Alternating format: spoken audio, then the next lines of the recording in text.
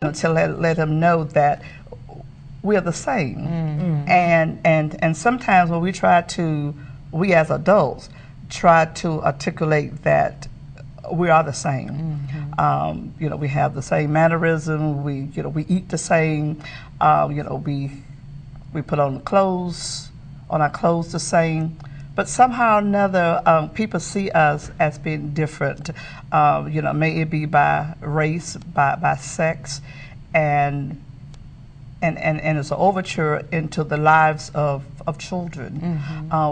What do you think that we as parents, we as adults, I heard you say that that we should be that we should observe more, but other than observing, what information do you think that we should relate to our children so they'll know the difference of being maybe jealous opposed to being a bully?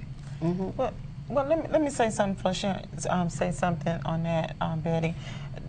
My grandson came to me, I think it was right after Christmas, and he was getting dressed for school that morning, and he went to boohoo crying. And I said, well, what's wrong with you? And he said, I don't want to go to school anymore. I said, what do you mean you don't want to go to school anymore? I said, I go to jail, you don't go to school. Okay. Yeah, really. Like, okay, you're out of here.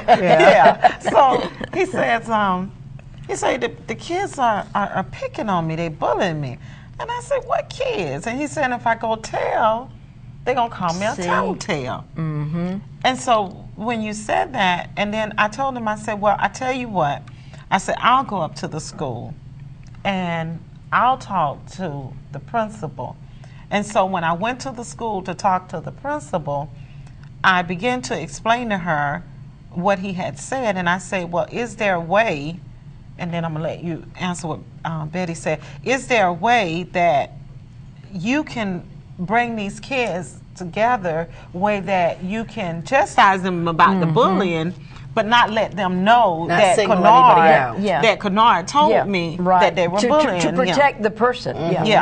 So and they did. They had a way. I don't know what, they didn't tell me how they did it, but they did it. They handled it. The teacher, as you said about the little child in kindergarten, the teacher called me back, did a follow-up, called me back, apologizing, saying that they were very sorry, but it has been handled, and that if I see any other signs, please feel free to, to come back to the school again. Well, it is really important. I think the best thing that we can do is set an example. And I think a lot of times people don't realize what they're doing when they're watching the news or watching a television program or reading the newspaper, and they voice opinions and they stereotype and they put people in certain categories and kids pick up on that. They hear everything that you say.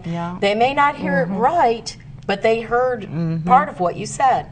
And I think that's a really good point that you made, because a lot of times when I'm reading in the schools, we had this discussion about the difference between tattletaling or speaking up because someone is being hurt, or to protect yourself. That's right. And there is a difference, but it's a real fine line, and it's a hard line for children to learn. What's just me trying to get somebody in trouble, or what's important. Because we went through that with my niece too. My niece was being bothered very badly on the bus, and she didn't want us to say anything because she felt like it would get worse if we did. And we're like, well, if you're removed, if we take you and we drive you to school every day so you don't have to go through that, they're just going to shift that to somebody else. They're not going to stop.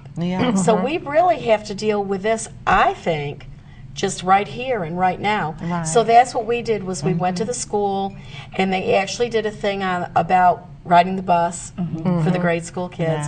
And a lot of the schools now do have bullying programs. They have a person that actually handles that part of the education.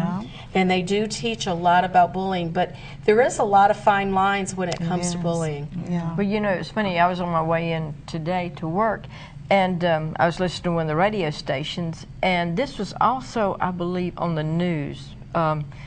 I don't know where this happened. It was in another state, and a waitress refused to serve another customer because there was a family with a Down syndrome child, and he began to speak very negatively about the waitress. Heard it, and I don't know whether the child was acting out or not. And she went over there and says, "I'm sorry, but I will not wait on you because of the negativity that you have spoken with this family." And they applauded her. Well, I'm sure. And I mean, see, it's because- really important to stand up. And this wasn't an adult. Now, and I'm thinking, I don't understand where this comes from. How, I mean, for an adult to do that. Yeah, that's bad. You know, so if that's bad, and like you say, it trickles down from there. I don't know whether they had children or not, but they didn't say it. So, and like you said, Betty, it all comes from parenting. But how did we get, I mean, years ago when we were in school, we had bullies, but not to the effect that they have to an extent today. I mean, they have really, it's gone now like an epidemic. And